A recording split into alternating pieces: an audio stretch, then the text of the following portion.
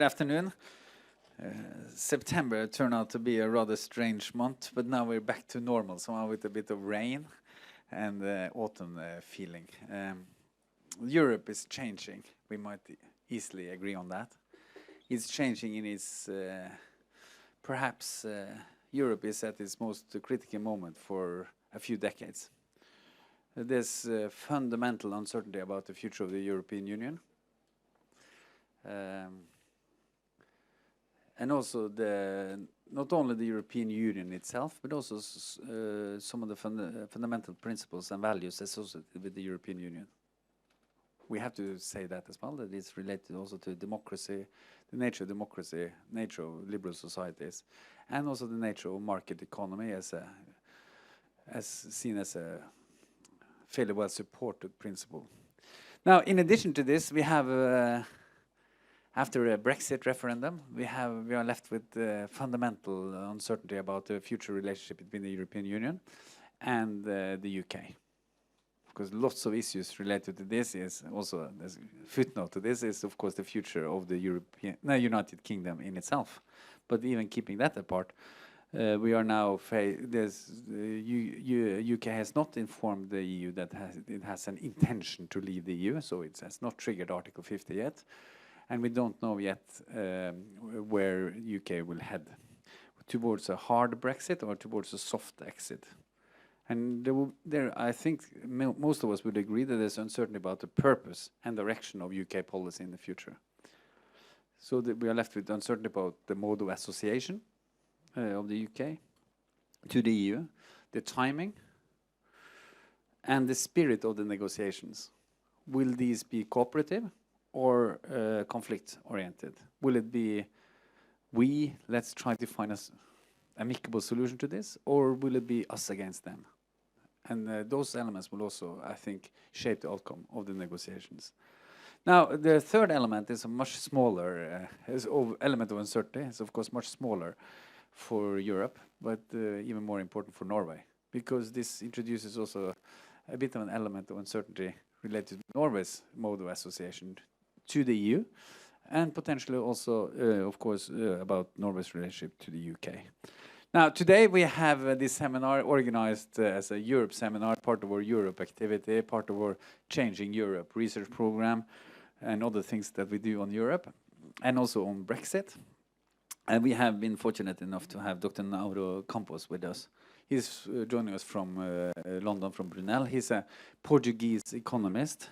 And he has done something that's very interesting. He has dared to try to calculate the price or the cost or the benefits of Norway's mode of association to the EU. Of course, this is something that is very difficult methodologically. It's about dealing with counterfactual. And it's, of course, also deeply, I suspect, politically contested issue. What kind of conclusions you end up? I think, in some sense, it's outdated. I taught you about that. It's a bit because the paper is probably written as an input to the UK discussion as well about what is the cost or benefits of different modes of association. Now, if we look at it slightly differently, I think this paper could be an interesting read and reflection point, because now he's in the paper. They try to assess not only the costs and benefits of economic cooperation, but even keeping within the internal market, what are the costs and benefits linked to the political cooperation and the economic implications of political cooperation. And I think also Professor Compos will say something about, or try to teach us something about how to study the counterfactuals. So the floor is yours, please. And his introduction will be followed by a comment by Arne Melchior, a senior researcher here at NUPI. Thank you so much. Please, the floor is yours.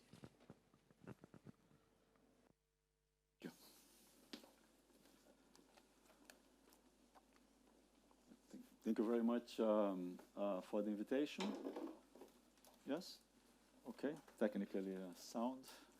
Thank you so much for the invitation. It's an enormous pleasure to be here today, presenting quite daring is going to be the keyword for this talk. It's a quite daring task to try to derive Norwegian lessons to the Brexit debate, but that is the kind of silent objective of this presentation then. In terms of background, I would like to start by making a couple of points. I mean, the first one is that Europe has been now for the last 4 or 5 years in polycrisis mode. There's a number of crises. You can choose the one you think is more important. I mean, it's migration, debt, Greece, etc. And I'd like to point out that Brexit was before the possibility of Brexit, and now the vote for Brexit. It's another crisis, but it's a very different and particularly important crisis because it's an existential crisis. It's a crisis in which the questions it raises is to be or not to be. It's existential questions. Is it worth to be a member of the EU, right? I mean, how does the benefits and costs of membership in the EU change over time? Is there a possibility of the benefits of EU membership to dwindle, to disappear?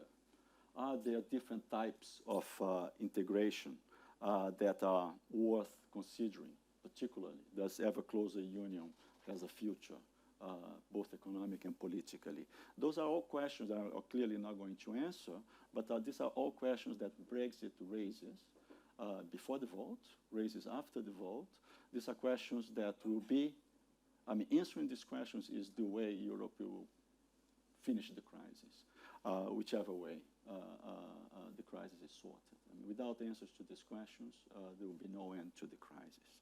And of course, because the European integration project is the textbook example of deep integration. I mean, the world looks at Europe to learn about how can economic and political integration take place. The rest of the world will be watching us. This is the first point. The second point I would like to make is that one of the things that, from a scholarship point of view, that was quite interesting from Brexit was that in the run-up to the vote, we found out that economic evidence was found wanting. I mean, we have all these existential questions. We have answers, but we have bad answers. We took them for granted, right? I mean, we are members of the EU, we are members of the EA, and they think, okay, I mean, this is it. We never made, we scholars, not policymakers, or we scholars never make a concerted effort to really invest in deepening our understanding of these questions. And I think now, Brexit will force us to do so. And that's one of silver lining. If there's anything good coming out of Brexit, it's more research on European integration.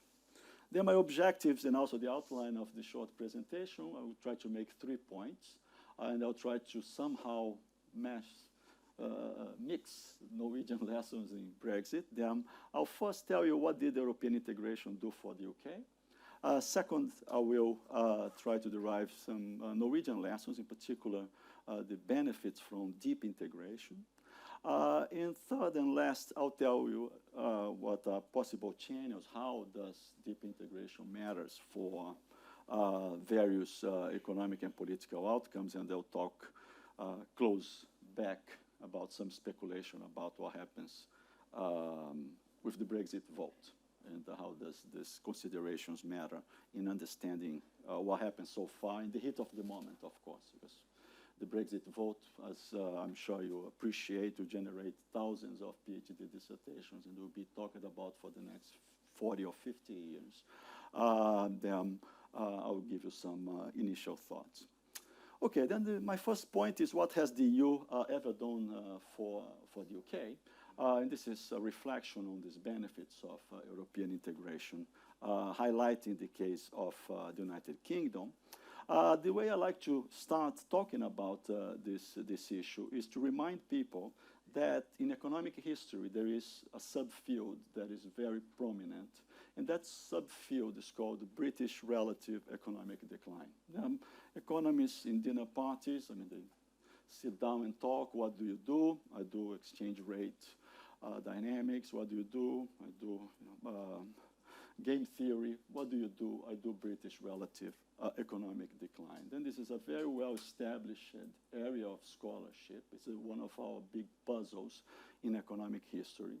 And here is a picture that shows you what is the puzzle here, right? And how this puzzle has evolved. I mean, what the graph essentially shows is per capita GDP, output per capita as a ratio to the UK. The UK is represented by this red line.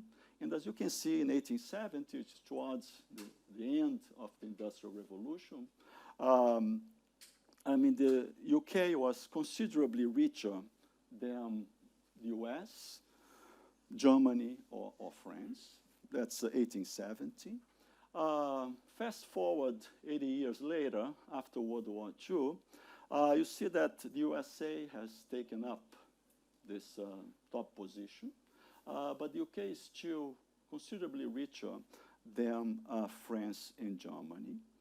Fast forward, I mean, the Treaty of Rome and the 60s and two oil shocks, and by the late 70s, you can see that now the UK is now poorer than the US, Germany, and France. This is per capita GDP. I mean, if you look at productivity measures, the figure is even more dramatic.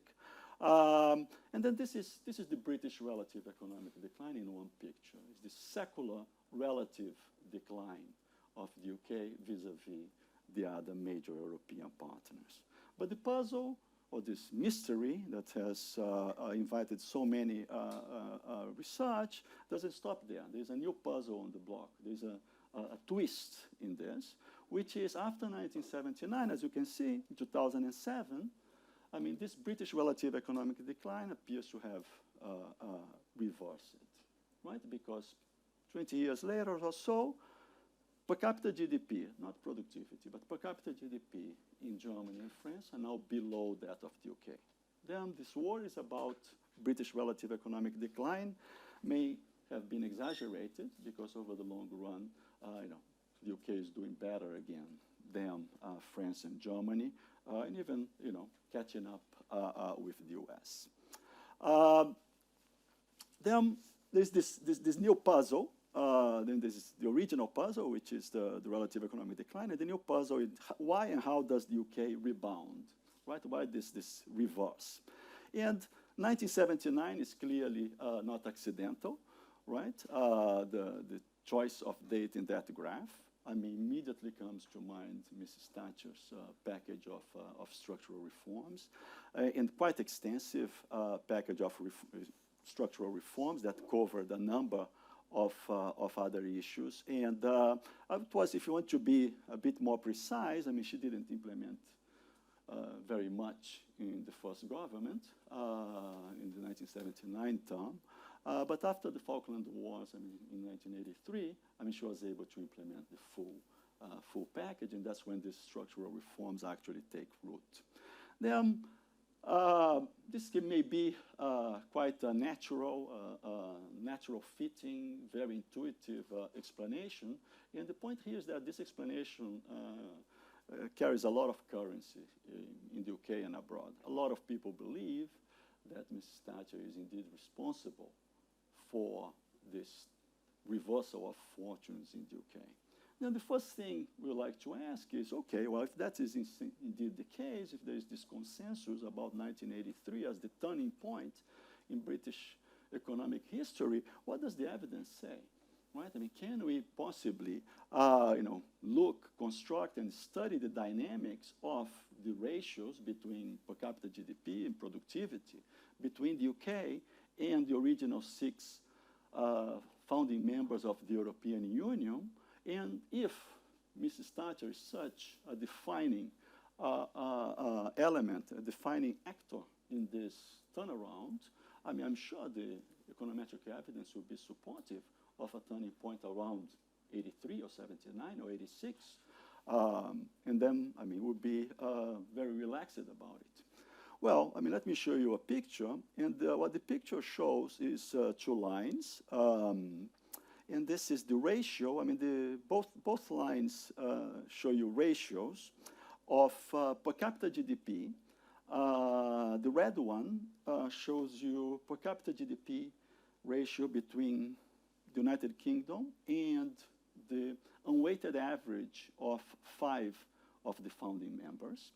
And these are 5 except Luxembourg. The reason for that is that, I mean, it's a slightly technical reason, because we're using the pen word tables, and the other major data set that is used for historical analysis, which is Madison, does not have Luxembourg. Then if you want to compare the two results, you have to run it without Luxembourg. But in yellow, you can see with Luxembourg. And as you can see, if you're expecting a very clear turning point around Mrs. Thatcher's first or second term, you'll be slightly disappointed. There is a turning point indeed, but that is not around Mrs. Thatcher's government. I mean, the story is that actually the turning point happens way before. As you can imagine, I mean, we run, it's not going to be shocking to you that we run the whole suite of structural breaks tests in modern econometrics and found no evidence whatsoever of a structural break in the individual series or in the ratios after,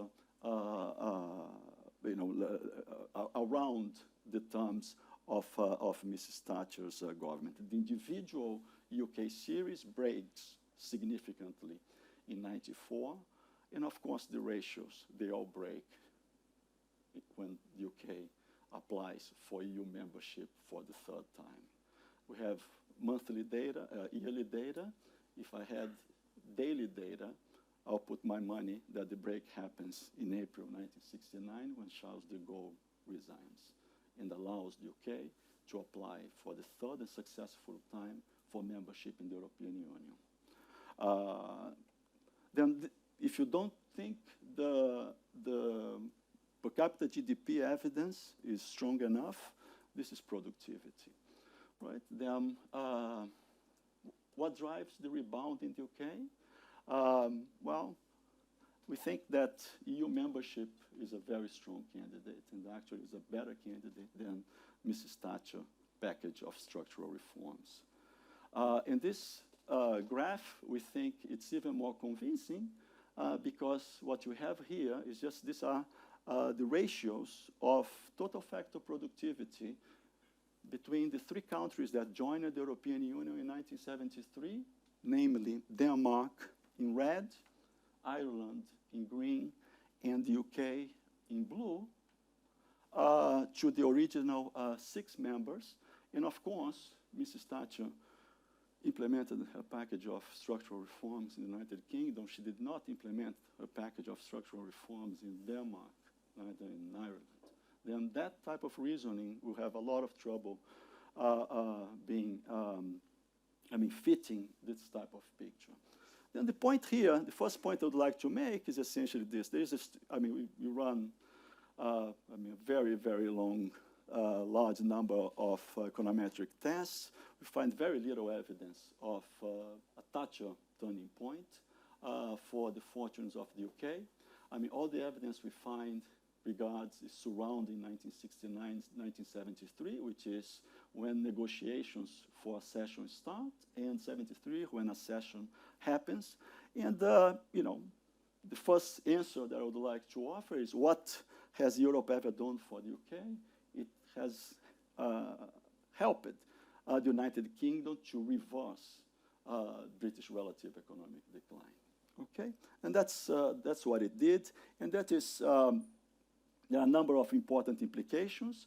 I mean, because it's a turning point, because it's a structural break, I mean, given that 1969 is a break, I mean, can Brexit possibly reignite British relative economic decline? I mean, it's a question mark. We clearly don't know. The UK joined it. The other thing to keep in mind is that the UK joined it at the very end of an incredible expansion, right? It's a very bad time to join when things are going bad. and maybe now, something to keep in mind is a speculation.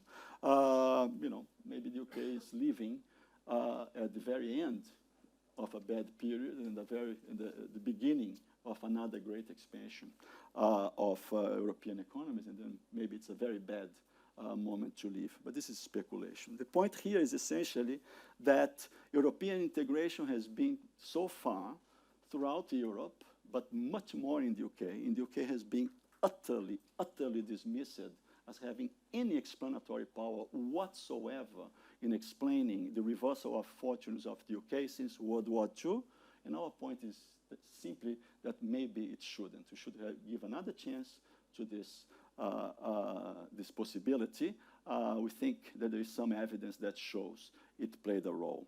This is an important finding for the UK, and I think it's an even more important finding for the EU, because if European integration can have discernible economic benefits in the awkward partner, in the partner that does not want to integrate, I may just ask you, can you imagine what they can do elsewhere, right? I mean, it's if you can, New York is if you can make it there, you can make it anywhere, right? Then this is a very important, very, very important lesson to take from this first point. Then a natural question is, well, why is that, right? If European integration can generate such, clearly visible benefits, that enjoy, I didn't show here, but I have a number of tables that I'd be happy to send to you, that enjoy such strong and wide econometric support. How come? What are the reasons for these benefits, right? What kind of integration can deliver such noticeable benefits? There are bilateral treaties all over the globe. There are many, many different efforts, many different types of agreements. What is it about European integration that is so unique and so specific that is able to support such long-lasting and easily detectable, econometrically speaking, benefits? And here was where my Norwegian lessons coming from. It's thinking about the argument is that deep integration is where we can find good clues about the reasons for these benefits. And deep integration has a long history in economics. It started out with Bela Balasha in the 1960s, wrote a very large and very interesting book on economic integration, in which he establishes the 7 stages of integration, from shallower to much, much deeper integration. And of course, the customs unions step is placed by Balasha above the free trade agreement step. And this is a very important contrast if you look at 1950s EFTA versus EU type of discussion. But that is a discussion of the time. This issue about deep integration was also, of course, discussed by Jan Tieberger. And this is one of those very sad, great forgotten stories that I feel it's my duty to kind of go around the globe telling people about so that they don't forget.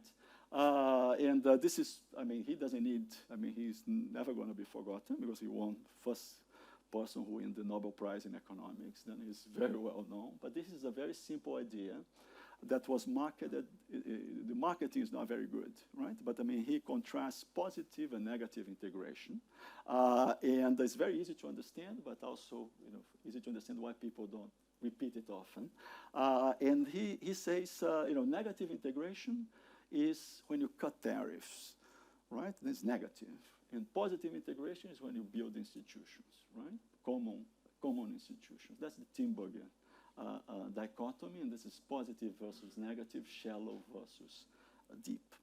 And of course, in the 90s, this discussion comes in terms of deep integration, versus shallow integration. I mean, integration is good, but deep is better than shallow, I mean, this point of view.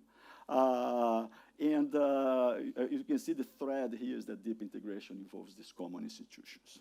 And of course, more recently, I mean, this literature is being picked up by scholars who are interested in institutions and state capacity and asking, what are these common institutions that you're talking about? Which ones matter? How can we build them? What are the sequences, etc.? Okay, then this is a bit short story of trying to define what deep and shallow is. And the point is, the benefits the UK enjoyed, it enjoyed because it's deep integration. That's the bottom line. If political and economic integration are complements or substitutes, of course, that's the deep versus shallow again. The important point is that interdependence matters for the Brexit debate and for the debate about the dynamics and the magnitude of the estimates of benefits from EU integration. This interdependency, if it's unaccounted, matters because it biases your estimates. I mean, for Brexit costs, the same thing. But I mean, more generally for estimates of EU membership. And what we did is we look at the Norwegian experience and try to provide some estimates of this additional payoff from so-called deep integration. Then we did a very simple exercise, which is in terms to try to identify this effect. I mean, we contrasted, we looked very, very carefully at the 1994 run-up, very, very interesting story. I mean, Switzerland is also, we don't consider, of course, here, but also provides a number of very useful lessons. But we look at the 1994 enlargement and contrast the experiences of Austria, Finland, and Sweden with the experience of Norway. Okay, and the very simple, tricky econometric identification trick we're going to use here is we will assume that full membership in the European Union is fuller, is deeper integration than just the EEA membership. Okay, because time-wise, I mean, you have it's a perfect, almost a perfect experiment here because you have these 4 countries going exactly. I mean, timeline is exactly the same. In Norway, I mean, November 1994, very, very late, right? Decides, has a referendum, as you know much better than I do. It's a referendum, decides for EEA only, and that is essentially the difference. It's not like Norway decided in the 70s or in the 80s, and then it carries over. No, I mean, it's very much everything is negotiated, essentially. Then, I mean, from an identification point of view, it's as good as it gets. I mean, it's very difficult to find another case. Okay, then that's what the trick that we carry out. Then we try to estimate these benefits from deep integration compared with respect to shallow integration. Okay, the identification is this. I mean, what we do, we look at the regional data from Norway, NUTS2 regions, from 1980 all the way to 2001. Okay, and we use 2 methods. I mean, the first one is the difference in differences, and the second one is the synthetic control method to provide some evidence of how big are these estimates. This is the map of Europe divided in NUTS2 regions. I mean, this is standard classification for those of you who don't do spatial, and you can see this is Norway. Norway is divided in 7 NUTS2 regions. And what we'll do is we'll do, well, difference in differences first between the Norwegian regions, the Swedish regions, Finnish regions, and the Austrian regions, which are the 3 other countries that joined the European Union in 1995. Okay, then this will come in 2 parts. First, the differences in differences, and again, I mean, it's the only, it's dummy out essentially the effect of a session. Then it's 1 after 1995, and we would like to ask what is the effect of individual Norwegian regions of deciding not to join the European Union in 1995. Okay? If that the sign of if the coefficient is significant, it means first, of course, that there is an effect. If it's positive, it means that political and economic, the relationship between political and economic integration are essentially substitutes, right? I mean, you either integrate politically or economically, it doesn't matter, right? If it's the other way around, I mean, they are complements suggesting that a negative sign, I mean, if you don't implement both economic and political integration simultaneously or more or less at the same time, you pay a price in terms of or economic price at least. Then I only have one table because so that people don't think I'm making up the numbers. And you know, I'm still an economist. This is the first and last one. The only number that matters is this one. This is essentially, the question is by how much does productivity in the average Norwegian region changes after 1995? And as I said, this is about a negative sign, always significant, and this is about 1.97, very easy to read. This is 2 euros. Okay, then this is GDP per worker. Okay, the average is about 21. Then it's 2 over 21. It's about 9%. Okay, that's what the difference in difference say. Essentially that Norwegian regions, the 7 individual Norwegian regions, if you believe the design, on average, have lost in productivity terms, purely economic terms, about 9%. There's a 9% productivity loss without 6%, sorry, productivity loss because of just EEA, not EEA plus EU membership. This is, of course, an average, right? It's very interesting, very simple design, but just tells you that on average, from 1995 onwards, the average effect is about 9%. How does that effect change over time? And in order to do that, what we do is we use the synthetic control method, which is essentially a matching estimator in which the method develops optimal weights for the regions of Austria, Finland, and Sweden that optimize, that try to match as well as possible the Norwegian regions before the treatment, before the decision to join or not to join the European Union, okay? Then I'll show you one of the examples, and we have examples for each one of the 7 Norwegian regions. I'm not going to even try to pronounce this one, but I presume it's Vestlandet, which is one of the NUTS 2 regions of Norway. And what the exercise suggests is it gives you more than the average effect. I hope there's nobody in the room from Vestlandet, but what this result suggests is that Vestlandet, is that properly pronounced? No, it is? Very good? Excellent. Vestlandet, if Vestlandet alone, right, had become a member of the European Union after 1994, it would be better off than just as a member of the European Economic Area.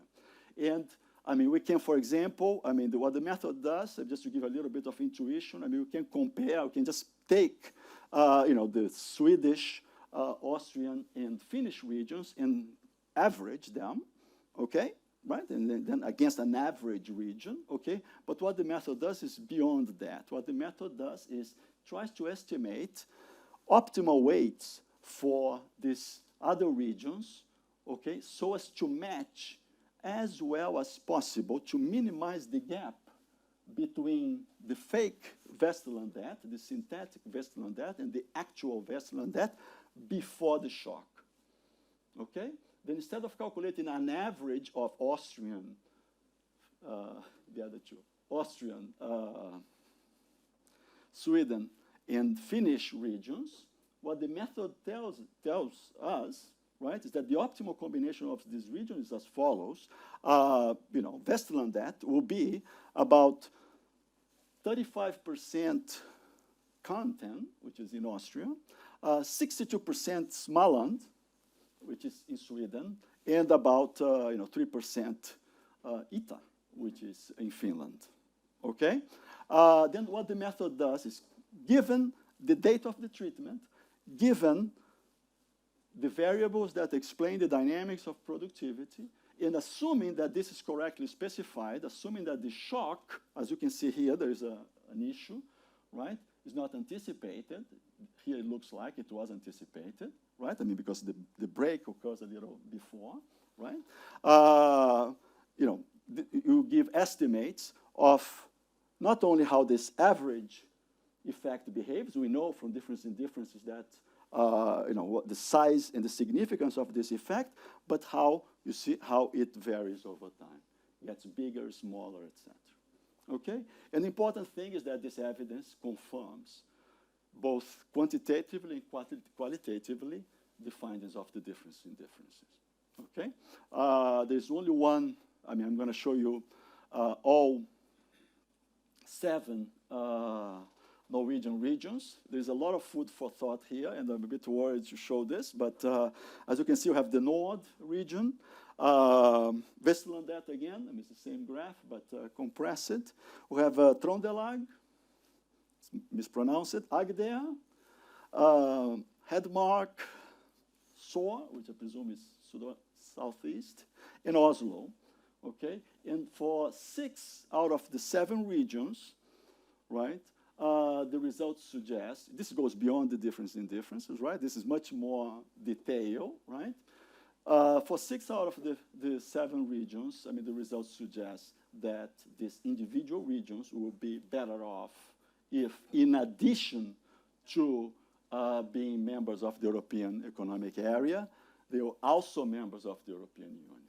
The very interesting, even the better result is fascinating, because you can call it Oslo, right? The case of Oslo is fascinating because Oslo is the region, of course, that voted to stay, right? But it's the region that we find that will be, that benefits from being out, okay? And I mean, I think it's fascinating because you can call it London, right, if you want, okay? We don't want now because it's too, we don't have time for this, right? But it's a very, very interesting result, okay? I mean, but on average, I mean, in quantitative terms, right, without Oslo, we find that this premium for, this EU premium, if you want, right, I mean, this additional gain in economic productivity, right, is about 9%.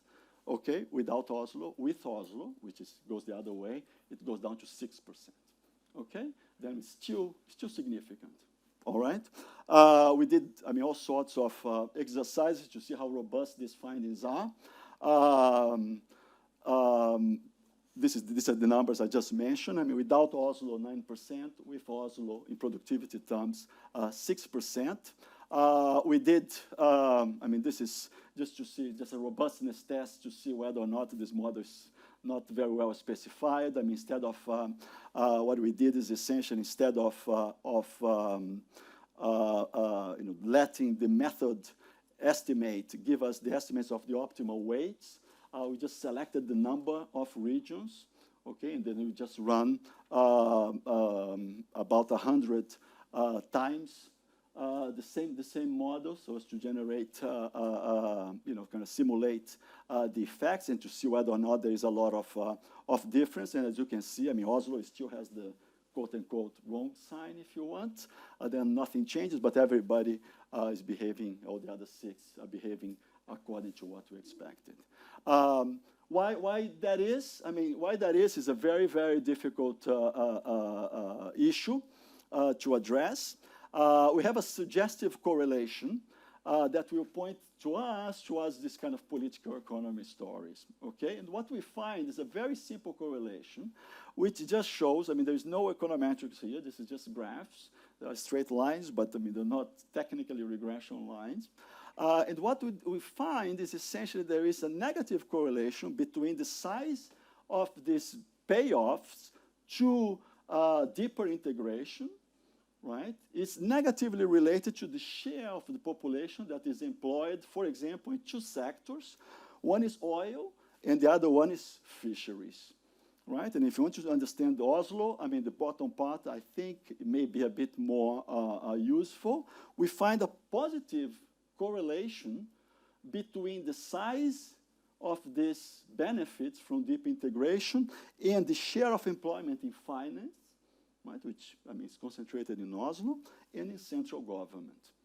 Okay, then there is, I mean, again, the simple correlations tell us that this is not a fluke. I mean, that there is something behind these results that is worth looking at. Okay, then what kind of integration can deliver those benefits that we've seen for the UK? Well, I mean, we think that deep integration is a good candidate. We think that the Norwegian evidence confirms this prior. I mean, seems to give credence to this view. We find productivity gains of about 6% in 5 years. You know, the foregone non-economic benefits, I mean, appear very clearly in 6 out of the 7 Norwegian regions, I mean, all but Oslo. Reinforced, or I mean, the pattern appears again when you look at sectoral distribution of employment. I mean, in sectors in which Oslo is, sectors, activities are clearly concentrated in Oslo, which I presume the central government should be quite unquestionably concentrated in Oslo, and in the financial sector, I mean, less so, vis-a-vis oil, which is clearly not concentrated in Oslo, and fisheries, which I also presume it's a bit more spread. You see these correlations that support this result. This of course, may have a number of implications for Norway, but has massive implications for the European integration project. I mean, the massive implication, I think, is that it's very, very bad news for those that think that two-speed Europe and associated membership and soft Brexit will be of any use. I mean, we're talking about the best of a bad words, or the best of bad solutions here. There will still be costs, even when this model is adopted. Okay? Does anybody, just in terms of magnitudes, does anybody really care about 6% over 5 years? Well, let me introduce you to the UK productivity puzzle that has generated so much ink and heat over the last 10 or maybe 30 years. And it happens to be, since the crisis of 2007, 6% in 5 years. Okay? This is my second point. My third and last point, so far I told you that, well, European integration generates benefits. Deep integration may be a really worthwhile issue to investigate, because, I mean, that seems to be where the support for these benefits come from. How? Right? How is deep integration beneficial? Okay? And here we're going to tell you 3 ways in which we think deep integration is beneficial. I mean, can support these benefits. Okay? Institutional state capacity and elite failure, and that brings me back to Brexit. Okay? Then, first of all, let me tell you about state capacity. And here, I mean, the point I would like to make is that, I mean, we're still, economists are talking a lot these days about state capacity, but we have seen very, very few efforts to try to understand, to bridge the literatures between integration and state capacity, right? If deep integration is so responsible for these benefits, I mean, is it possible that the reason it's so beneficial is because it improves institutions in this ascending, in these accession countries, okay? We're going to be looking at 2000, we're going to show you very quickly some evidence for the 2004, but if you look at the history of competition policy in the UK, it's quite educational too, because the competition authority in the UK was not established in 1957, trust me. Then, I mean, you can look at that and also see how being a member of the European Union, I mean, improves institutions, even if you're very rich, right? The evidence I'm going to present you is for the 2004 enlargement, and hence rather relatively poorer countries. Okay? Then what we do is essentially we try to shed some light on whether or not deep integration does indeed increase state capacity in these new members. State capacity is this capacity to enforce law and order, regulate economic activity, and provide public goods. That's the way economists like to think about it. And I mean, what we did is essentially we focus on 3 chapters of the association agreements, of the acquis, if you want, the judiciary, the bureaucracy, and the competition policy. And we took, I'm sure a lot of people in the room knows very well how detailed and carefully done, documented the 2004 enlargement took place. Totally different from 95, totally different from the 1980s, totally different from 73, how much Brussels played a role and how clearly documented that process is. Then we have annual reports by, teams of experts. I'm sure there are a few in the room. Teams of top experts on all these areas writing annual reports about institutional progress in all of these 17 candidate countries. These are all online. What we essentially did, we quantified all of them. Okay, and then by quantifying them, in terms of the extent to which they meet EU expectations and the gap, we can see which areas the gap was closed faster over time, and we can also econometrically estimate if you want to pass, if you want to join, what is your average sequence, what is your average strategy to be able to meet institutional requirements in the EU. Daring was the word it was used before. I think this qualifies. Then we have quantification for all 35 chapters. We only look at 3 because we thought these are the 3 most important. And what we do is essentially put forward a conceptual framework invoking ideas from the giants. Then we have massive shoulders to stand on. And this is how kind of it looks. I color-coded it so that it's simpler to follow. In the green corner, we have Max Weber. And we're essentially looking at the buildup of bureaucratic state capacity. In all 3 areas, you can see 2 aspects. One is capacity, and the other one is independence. For the bureaucracy, for the competition policy, and for the judiciary. Okay? And these are kind of the outcomes. I mean, the EU does not use this wording. Okay? We do. These are the outcomes, and these are the inputs, if you want. I mean, we know whether or not the civil service law is in full compliance to the EU, how long it took, what are the naggings and the problems, extent of training and salary of the bureaucrats as inputs, right? I mean, this is what the reports allow us to quantify, okay? There are many other things, of course, but they're not covered in the reports. For those of you who know it well, it's a bit frustrating, but that's what we work with. On the red corner, we have Adam Smith and the power of competition policy. And we have the quality and the independence of the competition policy agency, driven by question mark alignment of competition policy laws with the EU, availability of resources and clarity of the procedures. And on the top part, we have Montesquieu and the spirit of the law, and judicial capacity and independence driven by the workload, procedures, and the existence of a Supreme Court. Then the question is, with all this framework and all this data, I mean, does the drive towards entering the EU does indeed increase capacities on this area? Then, of course, the answer to that is yes. Not surprising, because otherwise you wouldn't be accepted as a member. But the next question is how, which is, I think, the real contribution of this paper. Then, yes, that is the case. Then what we do is essentially each arrow here is there's essentially a table of coefficients behind each arrow. And we look at temporal sequences in order to identify what is the sequence of institutional changes you have to carry out in order to pass the bar and become a full-fledged member of the European Union in 2004, 2007, or 2013. We have Croatia too. We have Turkey, by the way, but we haven't exploited it too much yet. And this is, econometrically, every error corresponded to at least one coefficient.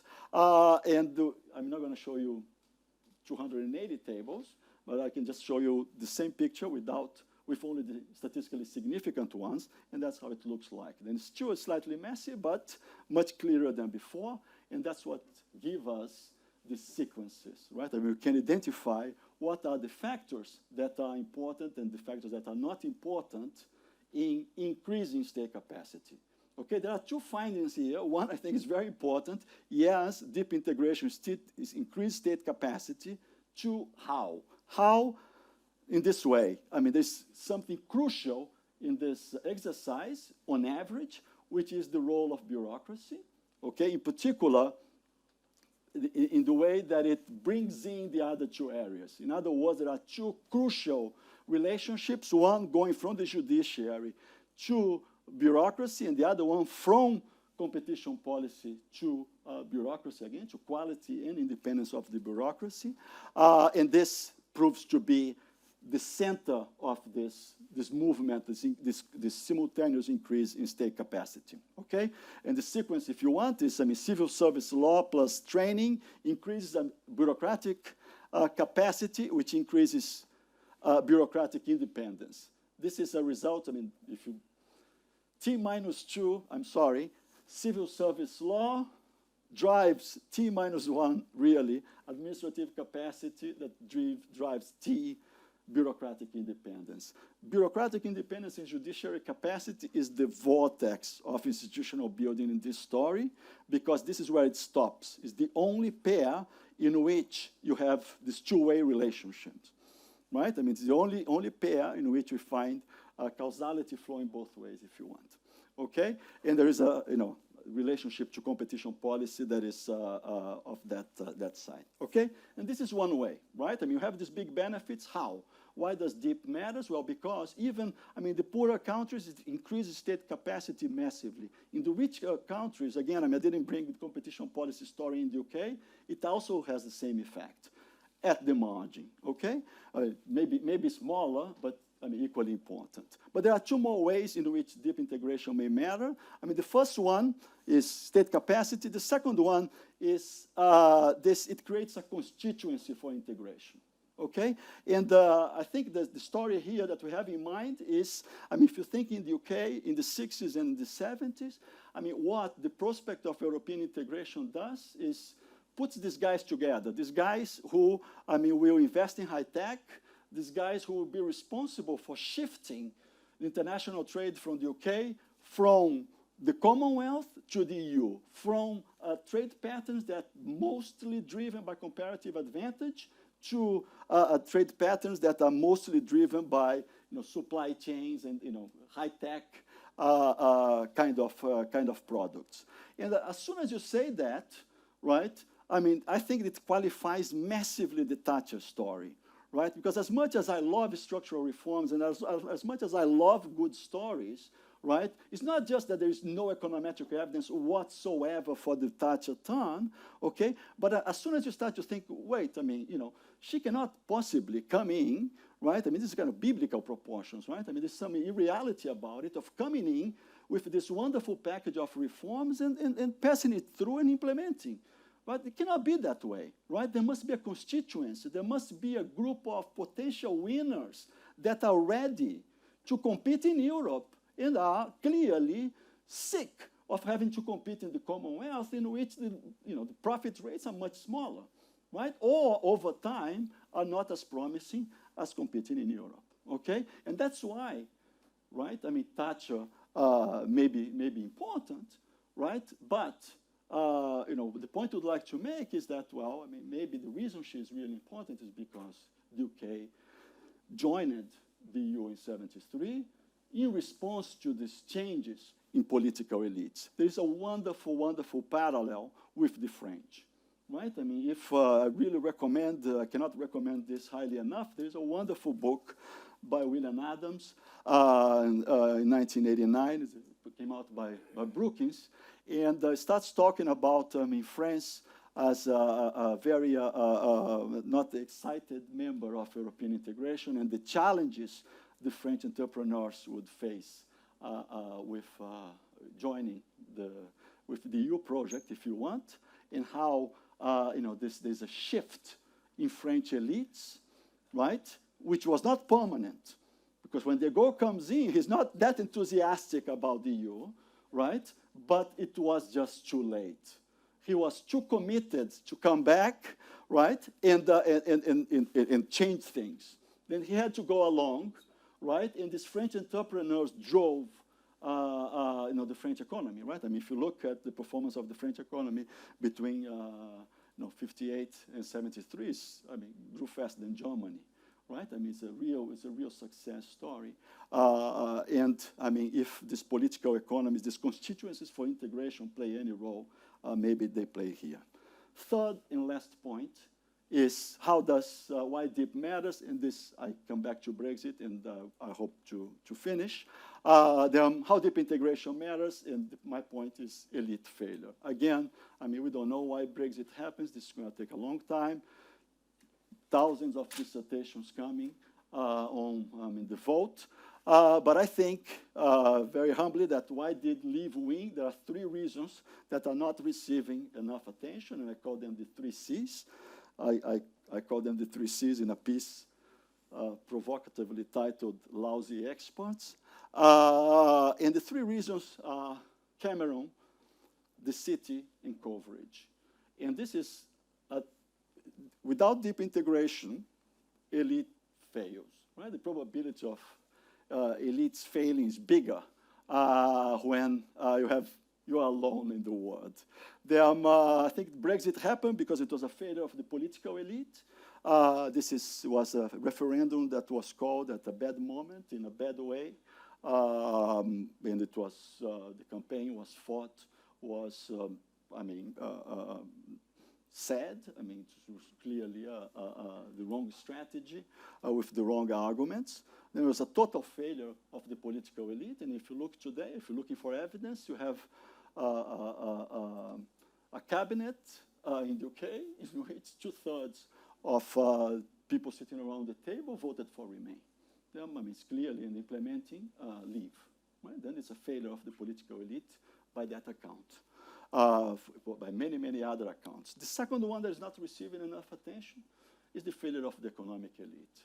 I mean, you have sectors in the UK that benefited from European integration massively and did not put their money where their interests were, right? I mean, the Electoral Commission published in June the amounts that each one of the campaigns was able to collect, and you'll be shocked to find out that the Leave campaign collected 17 million pounds, and the Remain campaign collected 14. And the third one is the media, right? I mean, the failure, the elite question mark, I forgot to put a question mark, I don't know if it's an elite, but it's a very anti-European integration media. That as economists, we have to start coming to grips with this, especially because if deep integration indeed involves constituencies for integration, indeed has this strong political economy element, I mean, we better start understanding how media plays a role, because it was quite important in this event. Okay, let me just summarize. I asked 3 questions. I answered very tentatively, I hope. I mean, I know that the delivery is not as tentative as I like to think it was. But trust me, I think it's quite tentative. What has the EU ever done for the UK? Well, EU membership froze the gap, tried to help reverse British relative economic decline, and of course allowed Mrs. Thatcher, created space, political space for these constituents that supported the structural reforms that Mrs. Thatcher implemented in the 80s. What kind of integration can generate this sort of benefits? Well, the quick answer to that is deep integration seems to be the way forward. or at least the type of integration that is responsible for these large benefits, and how does deep integration matters. I mean, it's basically the political economy story. I mean, increased state capacity in poorer, as I showed you some evidence, but I think it's equally in rich countries. It creates this alliance for progress, or this constituency for further deeper integration, and prevents elite failure when that can be quite costly sometimes. This is to sentar. I've been told this. Thank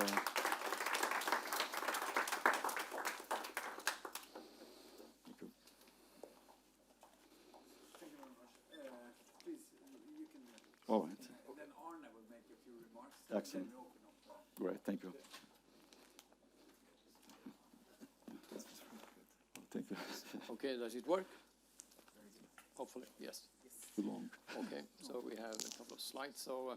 So waiting for the slides, thank you very much for coming to Norway, and thank you very much for kind of contributing to the analysis and discussion about ourselves. I really agree with you that there is too little ex post analysis of European integration. So there are massive studies ex ante before we make the decisions, but after there have been little resources used, so we don't know really where the benefits of EFTA or the EEC or the different steps of integration. And so I think your study really contributes to shedding light on a very important aspect for Norway. So of course we love the attention as a small country. Having a paper with the title of the Norwegian Rhapsody is kind of intriguing, you know. But when I read the paper, I thought that was another reason for inviting you here. And for better or worse, we like to be focused on. But of course, in some of the Brexit debate, it has a negative sign as not the example to follow. And I think it's very important for us and in general to analyze not only economics, but this political dividend of membership. So I think I will focus mainly on this Norwegian Rhapsody paper. I will add a couple of remarks on the other issues you raised in section 1 and 3. On the first part about the UK decline and its potential reversal, I think my main comment will be that this could be true for some period, but perhaps not for the post-2004 period. So I'll revert to this because the enlargement towards the east could move the economic mass eastward and potentially have change the kind of pattern of impacts. So I think the paper is well made. The results are interesting. I will not say very much. You have presented it clearly, but I will address some of the key points, and I will try to find if there could be some other forces that you didn't see that could be driving the results. And I have not found them, but I'll kind of speculate about what could be such factors that are underlying the results. And I will also address the issue about the interpretation.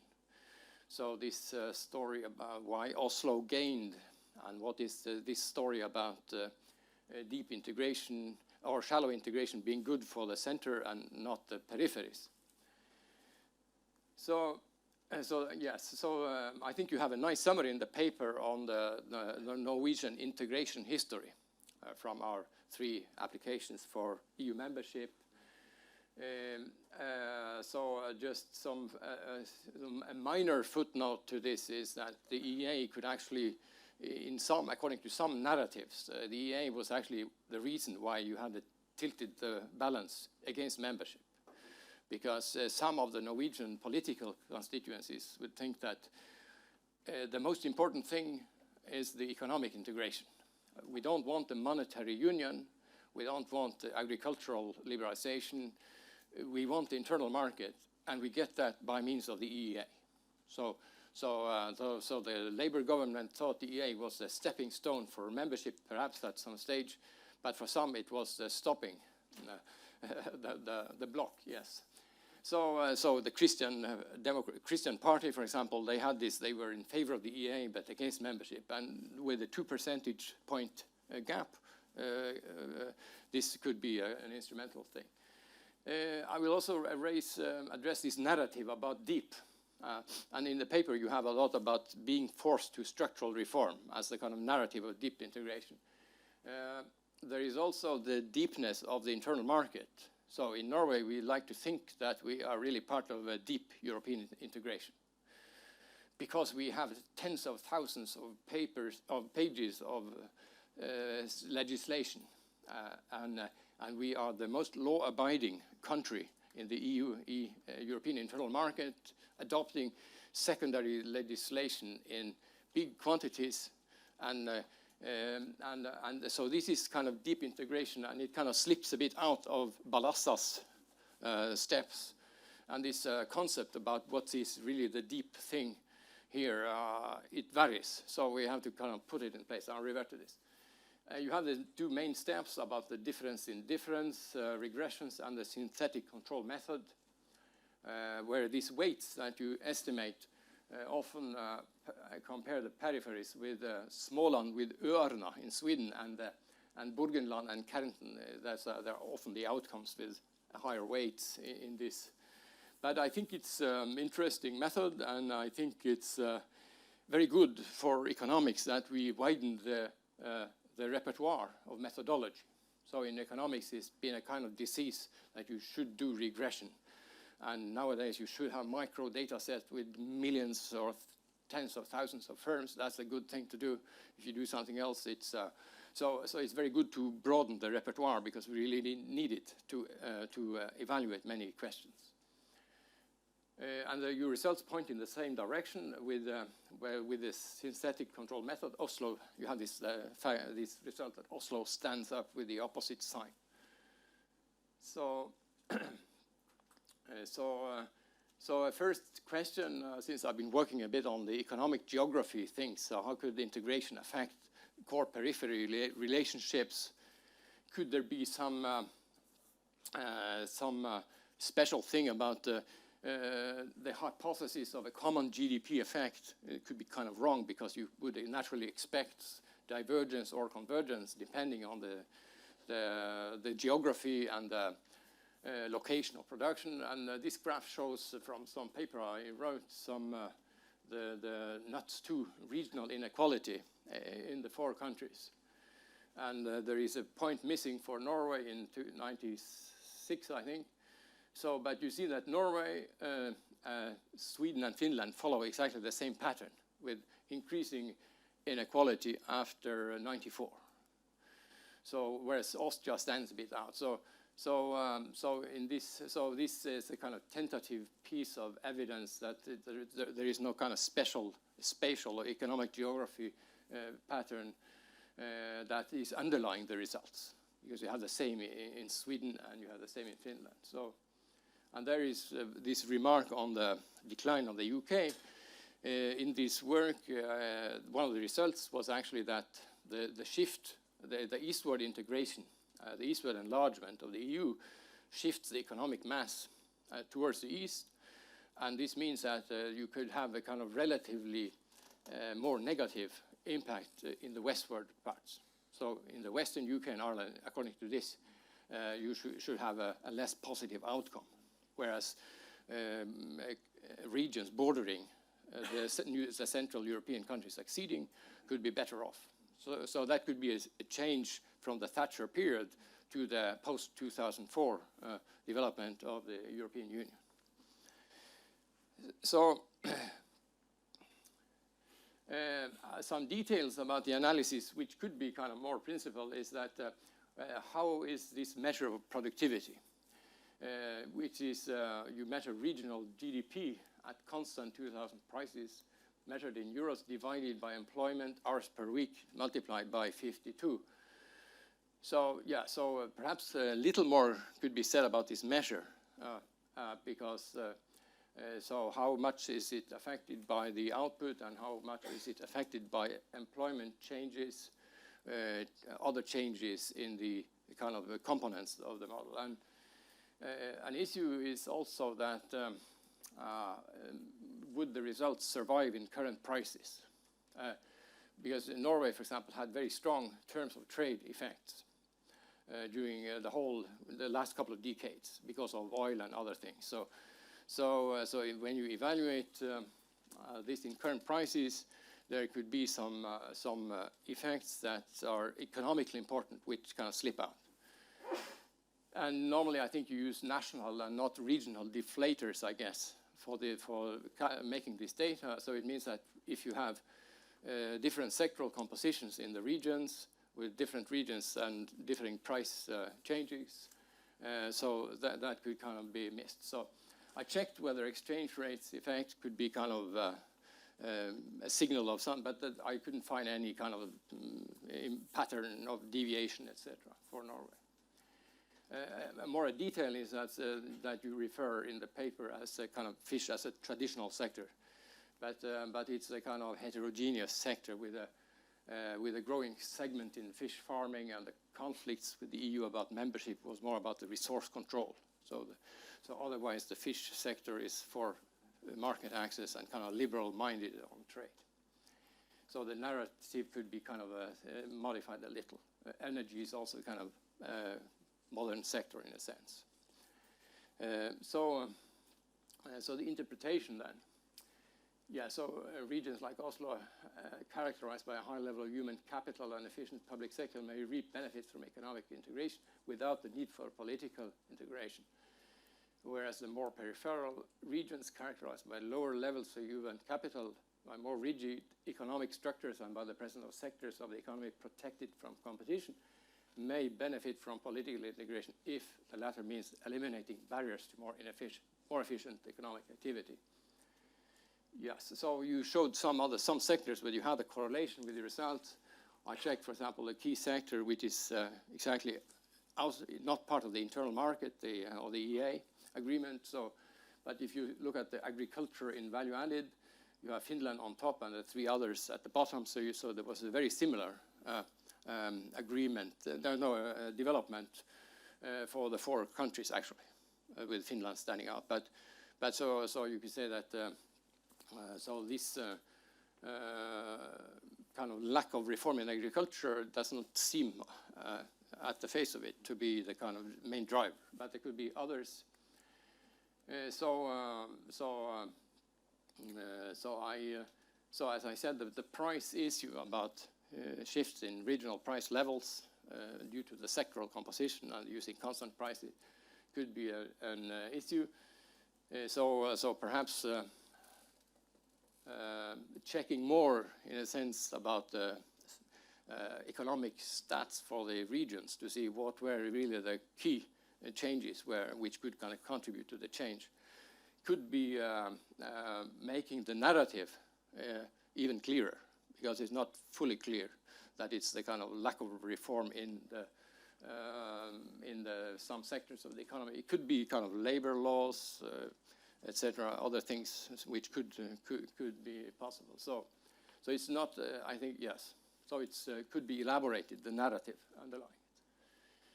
Yes, so some open issues about the drivers and the mechanisms. I didn't find any refusal. As I said, it doesn't address all aspects of what we here call the democratic deficit, that we are part of the EEA, swallowing all the legislation related to the internal market without having a say in the decision-making bodies. So that is a kind of a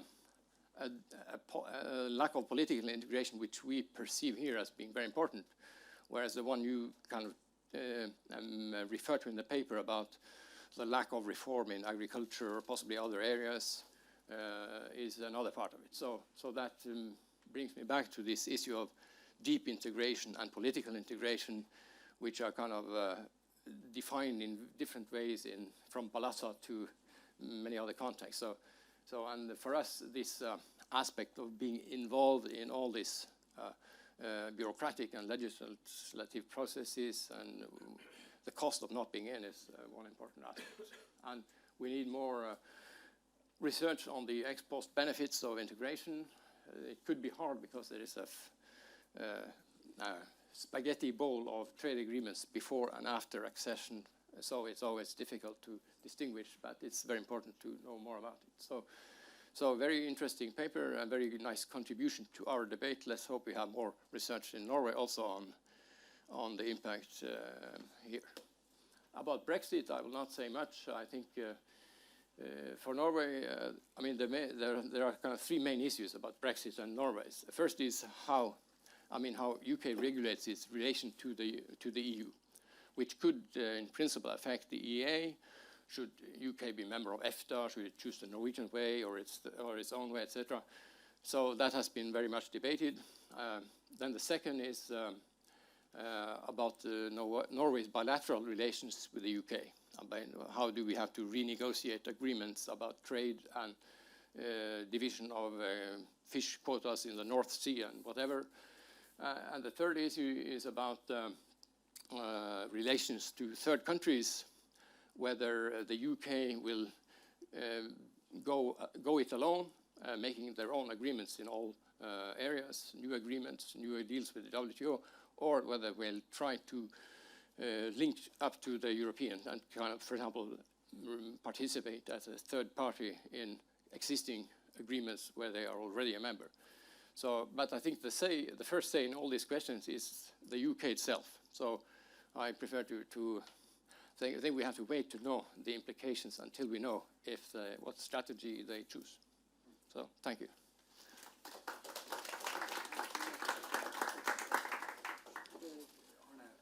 Yes.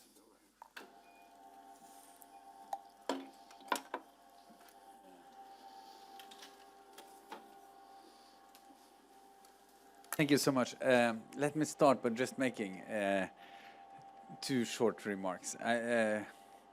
As you know, I was head of the Secretariat for the Norwegian Europe Review. And I really wish that I had not been so ignorant, that I had not read your papers or been in touch with you when we did that. Because as part of that exercise, we wanted to calculate the economic benefits of the EEA agreement, the consequences and the counterfactuals, etc. And we have a section on that. It's a chapter in the report. I don't know if it's chapter 18 or something.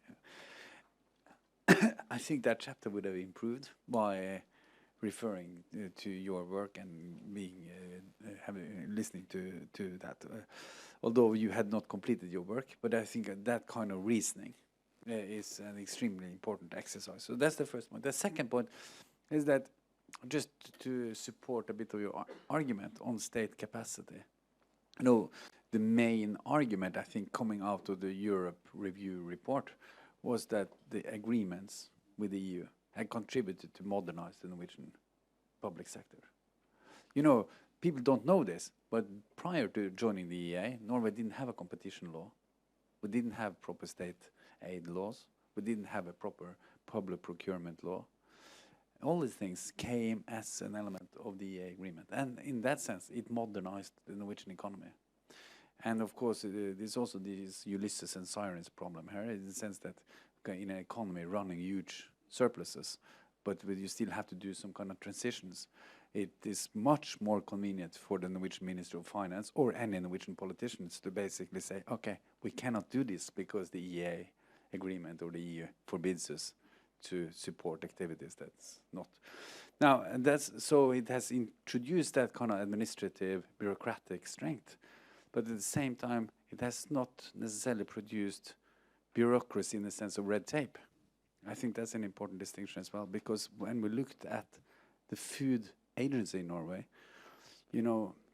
around 80% of legal acts regulating Norwegian food markets are coming from the EEA agreement. And the rest of it, 20%, we create ourselves. Now, if you ask the food administration running food regulations, they will say 80% of the staff work on the 20% of their own regulations, whereas 20% of the staff just do the things that are coming from the EU. So there's at least for a small state, there's a administrative benefit, or you reduce bureaucracy, by outsourcing regulation to others. Now, that was a long introduction. I just wanted to say those things because I think they are important and adds to your argument about the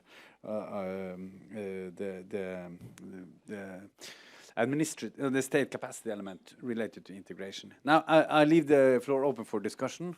Please jump in. Somebody should be provoked by your arguments, and some should be optimistic about that. Sure. I enjoyed the presentation a lot. My name is Gary. I'm from the University of Edinburgh. Question on the economics. You are an economist, so I'm going to ask a question. When you look at British relative economic decline, while we are not giving credit to Mrs. Thatcher based on what you said, do you not think there's a cultural element? Like in economics, it takes years for a decision by the central bank to feed through. The decision on privatisation, the fact the British public got the shares, the fact that we expanded education, it takes years for those people to be educated. The breaking the back of the bankers that were classist and elitist took longer. So if you're looking at 94 from about 83, do you not think there might be something that you would have to look at, or at least explain away, about a time lag of impact?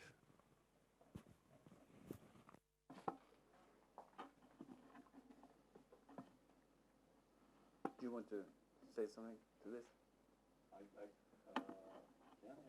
Yeah, please go ahead. Let me just, first of all, thank you again for the invitation, and let me just tell you that what you said about Norway and the food agency, it's music to my ears in a way that is a wonderful example, because people have a lot of resistance. They think it's easy to see how EU membership benefits Bulgaria. But I'm going to use your example many times again. And I will in detail recount this meeting, because this is the highest income per capita in the continent. And if you wrote outside the report, and if you tell me that EEA agreement helped cuts bureaucracy and increase state capacity in Norway, I mean, if you see visible gains here, you can see them anywhere. Really, because here's the really advanced. This is a wonderful. But there's a size element as well. Of course, unquestionably, because the initial level of institutional development is so high already, right? But the fact that you still can discern gains, I find it quite remarkable. Then, thank you very much indeed for this example. I mean, Microphone there. I think the microphone is on, isn't it? It's not? It's not on? sorry, because I turned it off. Okay. No. Use It's okay, this. I have it. Yeah, sorry. I turned it off. Should I repeat? No, that's good. No, but the example, just for the record, this example is really, is very important, very important. It's the New York issue again, right? If you can see institutional gains in Norway, can you imagine the type of institutional gains you see in Bulgaria, which is at the other side of the income per capita distribution? On your examples, on your comments, thank you very much for them too. We had a wonderful lunch in which we talked for about an hour and a half about fisheries, which I find it fascinating sector. And I think it's, the exercise is quite macro, right? And you have a number of limitations on the data, and it's difficult to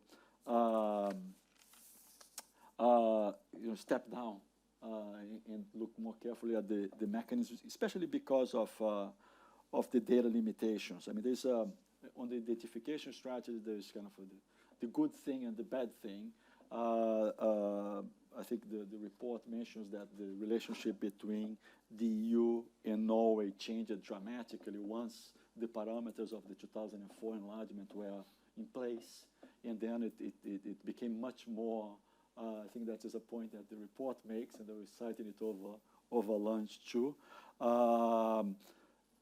It's dated in this sense, but it helps our identification strategy, because if there is a lot of interference between 95 and 2001, then that will contaminate our results. It will close this identification gap, if you want, between deep and shallow.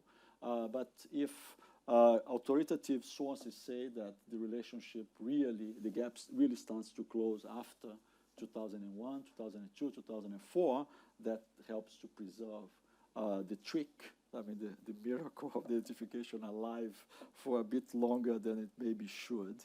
But that is clearly an issue,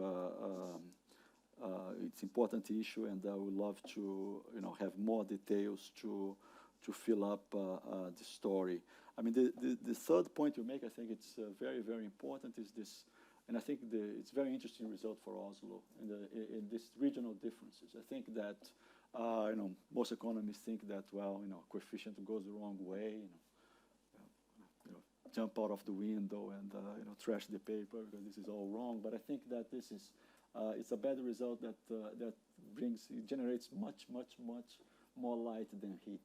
I think that brings in all these political considerations. I mean, the fact that there's a ministry of the EU, which is located in Oslo, and if you were in the EU, there would be no ministry of the EU. Then there's already an increase in employment there.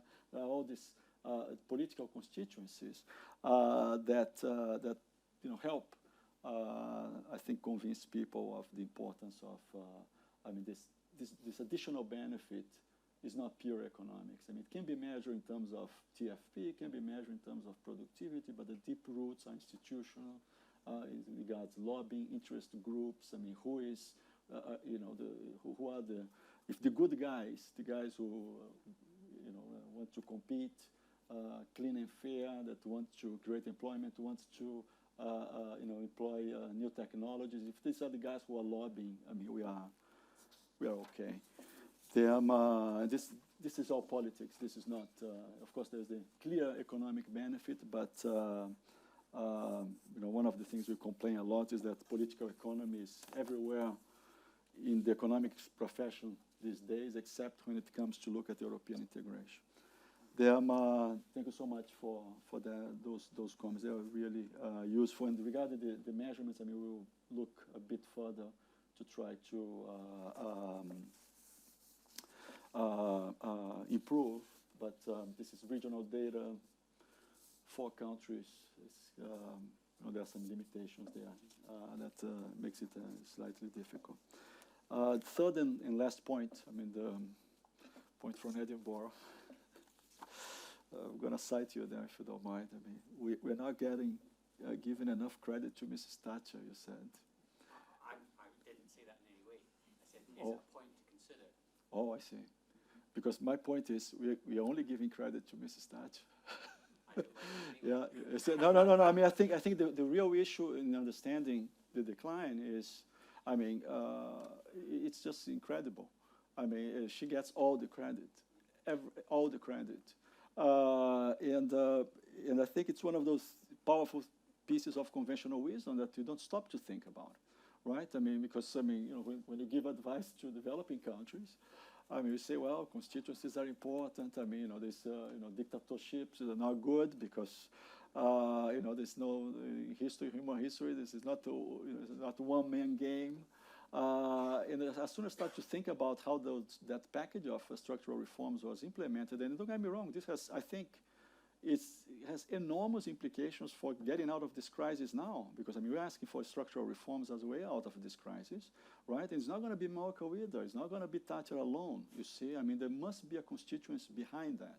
And that constituency, comes into play between 69 and 73. That constituency wins a battle in the UK, I mean, at great cost, because, I mean, the first paper that compares estimates of trade gains between EFTA and the European Commission at that time comes up in the 1973 American Economic Review, and in 1973 already suggests much bigger gains for the EC side and from EFTA, you see. But this is, I think it's a much more plausible story of how these reforms, that the reforms have, I'm not questioning whether or not the reforms had actual benefits, economic benefits for the UK. What I'm questioning is what make those reforms implementable and successful in lasting? And my answer is that was not Mrs. Thatcher alone, that was not the Conservative Party alone, that was a good chunk of the British entrepreneurial class that was responsible for shifting trade patterns from the Commonwealth to Europe and wanted to continue doing so. Somebody else? Okay, if not, if you allow me, two or three small things. You know, in the run-up, in the preparation of the EEA agreement, or even before the EEA agreement was launched as a project, a Norwegian economist, Per Kleppe, who was also the Minister of Finance, he was acting as the Secretary General of EFTA, and he hired a young economist, Paul Krugman, to write a small paper on what would be the relationship between the EU and EFTA, what would be the benefits of integration. You should look into that paper by a young Paul Krugman, because I don't know if it's published somewhere, but it's reprinted later on at the anniversary of EFTA.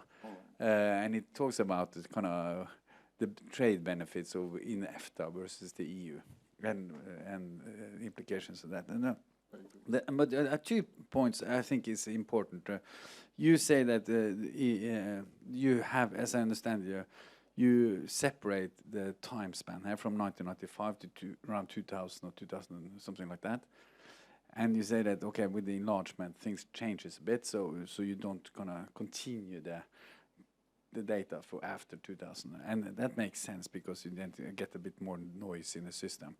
But there's also another thing. If a political elite, economic elite, are targeted towards European integration, you should expect them to take, let's say, 3 or 4 or 5 years to turn around, to start looking for another political project, another economic orientation to it, right? So just the question is this a one-off effect that you suffer in that transition period after kind of this track of movies towards integration is kind of diluted and you have to reorient yourself? Or is it a kind of permanent thing? So in that sense, if you ask most Brits today, they will say, okay, we are ready, we will take on a loss, it will be costly, expensive, but in the long run we will benefit from it. So that's the first point. The second point is that, and I think maybe this, you say economic integration is beneficial, look at the data. I'm not sure if this drives voting behavior, because voting behavior is not so concerned only, they are more concerned about the distribution of those revenues generated from integration. So I just wonder if you have had a look into the kind of distributional implications of these benefits. Are integration benefits kind of distributed equally, or are they related to certain elites or certain economic actors, etc.?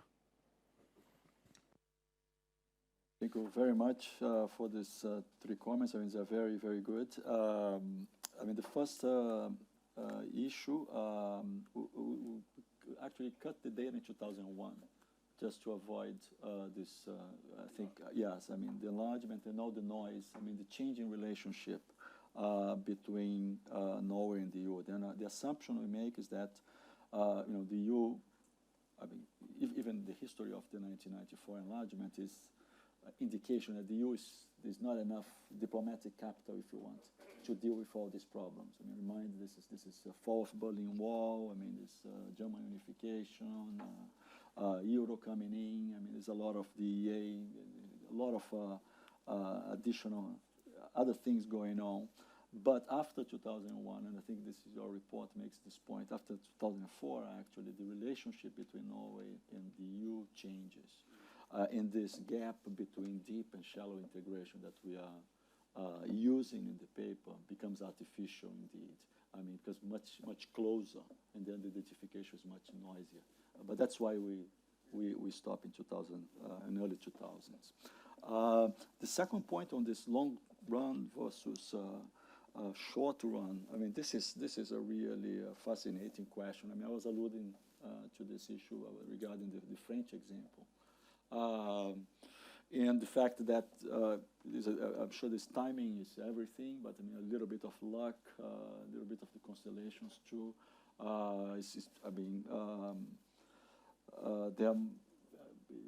very, very difficult to predict, how lasting this. I'm focusing first on the short run side of your question. How effective and how lasting this new economic elites or new alliances or constituencies, and how effective they will be over the long run. I mean, it's a difficult game to do that. Looking at the long run, on the other hand, I think, I work quite a bit on these estimates of the long run effects, not only of European integration, but also of Brexit. And I think that, I like to, for the record, I mean, the experts were not very wrong. I mean, this will be costly. It will be costly for a number of well-known reasons. I mean, it will be costly for, in the case of the UK, I mean, the loss of foreign direct investment will be quite important, particularly regarding the big share of very footloose FDI that is present there. I mean, about 60% or more is finance that can be moved quite quickly. Then there'll be, trade. Loss of participation in global value chains. Technology losses. All of those will contribute to the longer run relative deterioration. But we'd like to think again that this leaving a deeper integration agreement will entail institutional costs. I mean, the same way that you very nicely offered that the EEA agreement improved institutions in Norway. I mean, leaving the EEA agreement will possibly have cause a deterioration of institutional quality. It's possible, right? And I think in the Brexit case, that is also a possibility, and that will, in addition to traditional channels like FDI and trade and technology, will also underpin the long-term losses. The third and last point regarding voting behavior, I think that's the distributional issue is, of course, of massive urgency now. I mean, we have really to come to grips with that. I don't think we have, I'm not aware of many studies looking at the distribution of the benefits of European integration, because, as I said at the beginning, the economic evidence was found wanting. I mean, we still didn't have enough robust estimates of these benefits, so as to go to the next step and say, okay, how are these benefits distributed? We have to agree first on how big they are, how robust they are, and now try to agree with you. The next step is look at the distribution of them. But once you have reached some minimal agreement on the reality of these benefits, which in the UK is a serious issue, how big they are. And regarding the voting behavior, I think that I like to think that that's the role of the elites is very important in explaining the benefits of globalization, if you want, or the benefits of integration. I mean, I'm sure we're having two debates here, but I'm going to stick to integration. The benefits of integration is the role of those that have benefited enormously from it, the economic elites, those that that benefited politically from it, the political elites, and the channel, which is the media, has to. I mean, all three have to play a role in affecting voting behavior in a sensible way, I presume. Okay. Thank you so much. I leave it to Arne then to make a final remark. I should have said thank you to you as well as a start, because you made some excellent remarks on the paper. But Arne, please. Just to say about trade or integration and distribution, I think it has always been part of kind of standard models that integration has this distributive impact. So, but it has kind of sometimes been forgotten. So now it is on the rise. So there is a lot of research coming out focusing more on the distributional impact, for example, of trade integration. Another thing I would like to say is that the economics elite or profession, what you name it, has been a bit slow adapting to the new policies and more complex aspects of integration. So So for a long time, we kind of putting stuff into standard models, putting a tariff equivalent for even very complicated institutional processes. So it is important with better theories, better data, more specific studies covering institutions, which your work is an example of. So I think there is much more coming in the field that kind of takes institutions seriously and addresses the more complicated forms of economic integration. Okay, thank you so much. I think this has been a very exciting seminar. I must say that it's been interesting, as you said, Arne. It's always attracting and appealing that somebody outside wants to look at Norway. But I think much beyond that, this is a very thorough investigation into the topics and dynamics of integration, but also on trade and trading things. And these things, we've been dealing with this in a European framework. But if you look more globally at it, the issue of trade and trade integration, economic integration, is a hugely contested issue. More so than most of us expected just a few months ago almost. Huge projects related to the TPP. Both candidates in the US election basically said that they don't want it now, even though Hillary Clinton initiated it. And the TTIP is on this side of the Atlantic, was meeting a lot of disputes and contestation, but also in the US is very limited interest in moving forward on that topic. So these issues on economic integration is of course one of the biggest issues of our time, and this relates to the future of globalization, but also the future of Europe as it is. Now, it also relates to Norway, because the Norwegian economy is very much in a transition as well, moving away from oil towards being partly an investor into this globalized world, becoming increasingly important to have open markets, etc. And the other element, of course, is that trade in ordinary commodities, apart from energy products, will becoming increasingly important for Norway. So thank you very much for your contributions today, and thank you, Arne. And so please join me in giving a hand to Dr. Nauro Campos. Thank you so much.